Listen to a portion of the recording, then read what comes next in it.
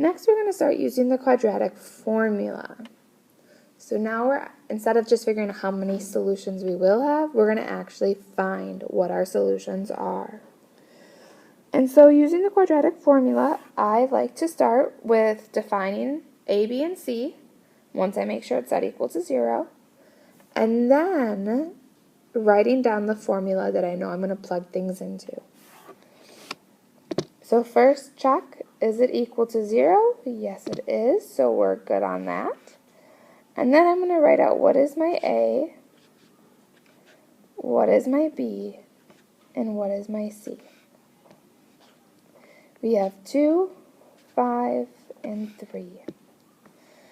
And then I know I'm going to solve for x using my quadratic formula, which is the opposite of b plus or minus the square root of b squared minus 4ac all over 2a. I put out all my information so that when I start solving, I won't miss anything. So if I start to replace a, b, and c with their values, so I have the opposite of 5 plus or minus the square root of 5 squared minus 4 times 2 times 3 all over 2 times 2. My next step when I start to simplify, I like to simplify what's underneath my square root and my denominator in my next step. You have to take this slowly so you don't make an error. So I have negative 5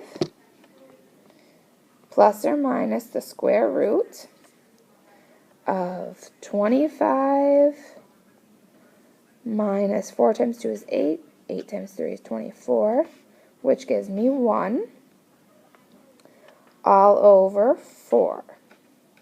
So notice I did all my math, I just did it off to the side to figure out what's underneath my radical. When I take that the next step, I'm going to take my square root and figure out what that would be. So I have negative 5 plus or minus 1 over 4.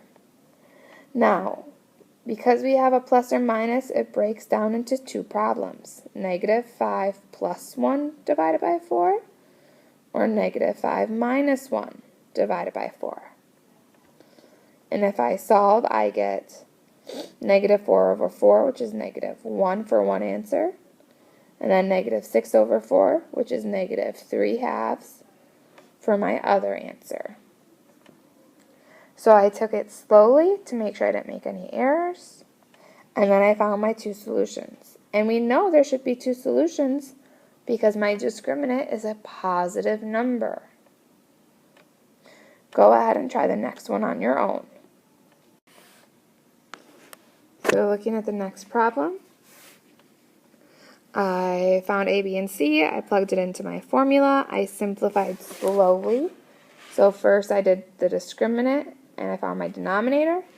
Then I took the square root of my discriminant, and then I broke my problem apart into two separate solutions that I needed to solve for, and I got 8 and negative 15 halves.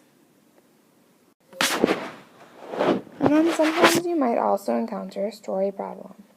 So looking at this problem here, your school wants to take out an ad in the paper congratulating the basketball team on a successful season. The area is going to be, of the photo, will be half the area of the entire ad. What is the value of x?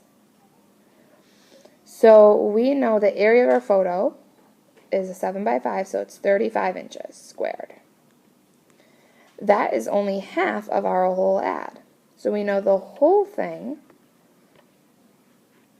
has an area of 70 inches squared. And if we know the area is 70, our length is 7 plus x, and our width is 5 plus x. So we can say that x plus 7 times x plus 5 equals 70. Now we can't just go ahead and set each binomial equal to 70 because the problem's not equal to 0, so we cannot use factoring. So first, we have to distribute or FOIL the problem and set it equal to 0. So I would get x squared plus 5x plus 7x, so plus 12x plus 35 equals 70, minus 70, and get the problem set equal to 0. So I have x squared plus 12x minus 35 equals 0. From here, we can solve using any method we choose. We could use the square root if it works. We could factor, we could complete the square, or we can solve using the quadratic formula. Because it does not factor, we would solve using the quadratic formula. So go ahead, find A, B, and C, use the quadratic formula, and solve. Come back and check your answer.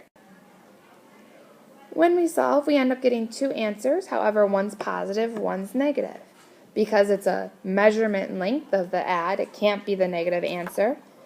And so I ended up with x equals 2.42 when using the quadratic formula.